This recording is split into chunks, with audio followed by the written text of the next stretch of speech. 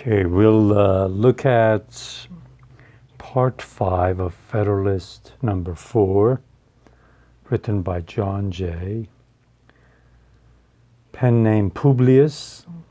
Okay, I'll start with the paragraph that says, one government can collect and avail itself of the talents and experience of the ablest men in whatever part of the Union they may be found.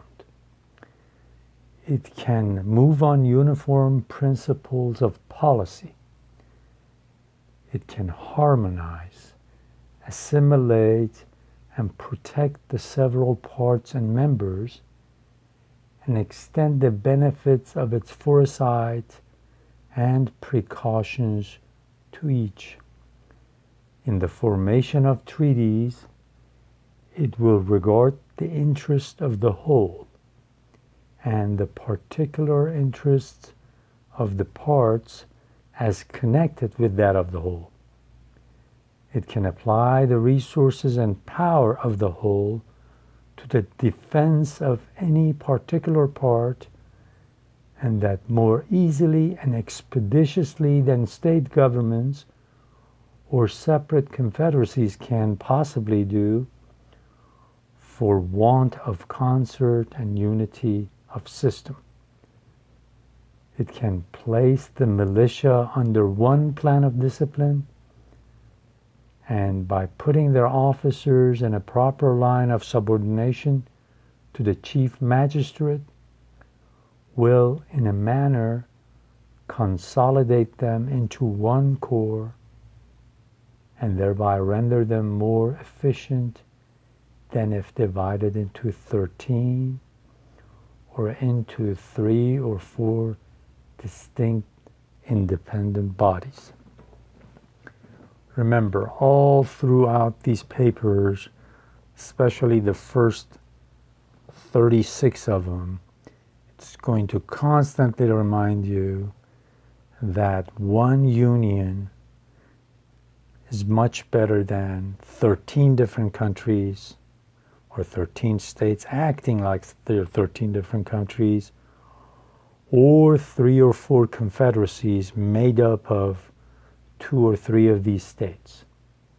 One of the reasons he mentions here is about treaties. He says when we make treaties with other nations, if we make the treaty as a union, we will consider the interest of all 13 and what is best for all 13, not just what's best for the northern part of the United States or the southern part of the United States or the middle part of the United States. We'll consider the whole of the country. And this in itself will give us a lot of advantage. In the beginning of the paragraph, though, it says one government can collect and avail itself of the talents and experience of the ablest men. So, under the Union, what you can do is find the most talented men, most talented people in whichever state they're in, and take advantage of their knowledge, their experience, and for the betterment of the whole. Whereas, let's say if you're in one state, you might have somebody that might be talented in one area, but really not talented in others. But when you enlarge the area from which you're getting your representatives, your ambassadors, your ministers, and people that work in the government, then you will have more talent available to you. And it says it can move on a uniform principles of policy. Why is he saying that? He says because if you have 13 different states, 13 different countries, you might have 13 different policies. And one will take you this way, the other one at the same time will take you that way, and you're talking division, and that's when the enemy will take advantage of you. Remember, this is a time where They are trying to establish the first constitutional republic that is really a republic in the world. Not one that's the size of a city, but one that's the size of a huge republic. So they want you to know that those monarchies, the British, the French, the Spanish, they would love to see you weak and feeble, powerless, unguided, going in every direction. So he says we can have one policy, one uniform policy. And it says it can harmonize, assimilate, and protect the several parts and members. It can harmonize it, get them to talk together, get them, it's almost like singing together. You can bring them together so that a beautiful policy comes out of it. You can assimilate and protect the several parts and members and extend the benefits of foresight and precautions to each. So when you get a good policy, the benefits will go to all the states that compose the Union. And also it can place the militia, it says, under one plan of discipline, and by putting their officers in a proper line of subordination to the chief magistrate. Now when we get to the section that they talk about the militia, they decide on the fact that states will decide who will be the leaders of state militia. But when emergency comes up, they can put them all under the order of the chief magistrate, like the executive, the president, when he calls for them. And also when you discipline them, when you train them, it's good to have a uniform training policy.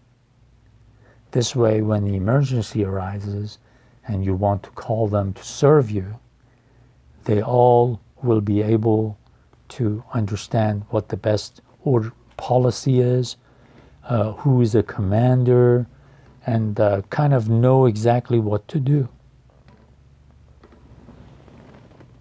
One of the first problems that George Washington had to deal with when the Revolutionary War began, all these militias were coming from different states, all of them trained differently, some of them not trained, some of them not clean, some of them, one of the problems was they would go to the camp, and because of lack of cleanliness, they would carry diseases with them and spread them in the camp.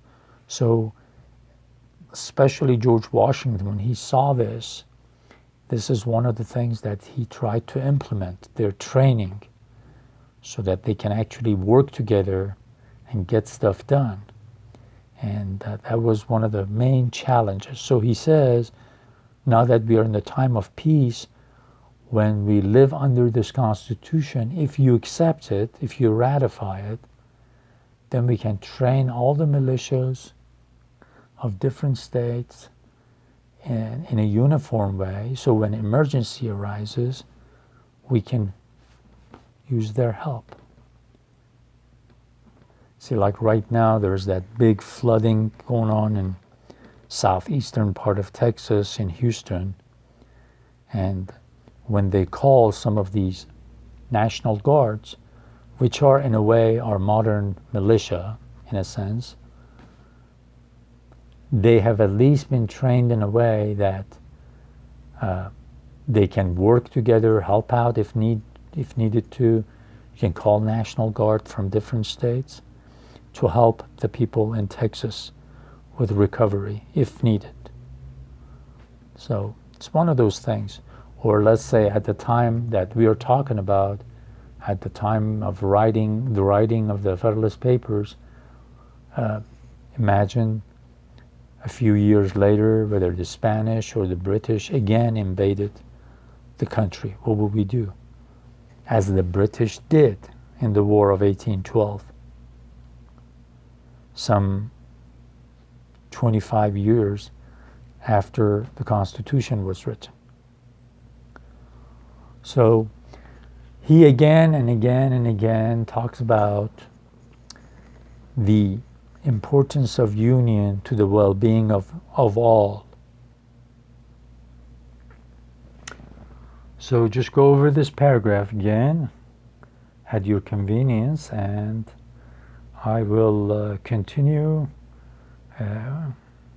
with the rest of this Federalist 4 in the next video.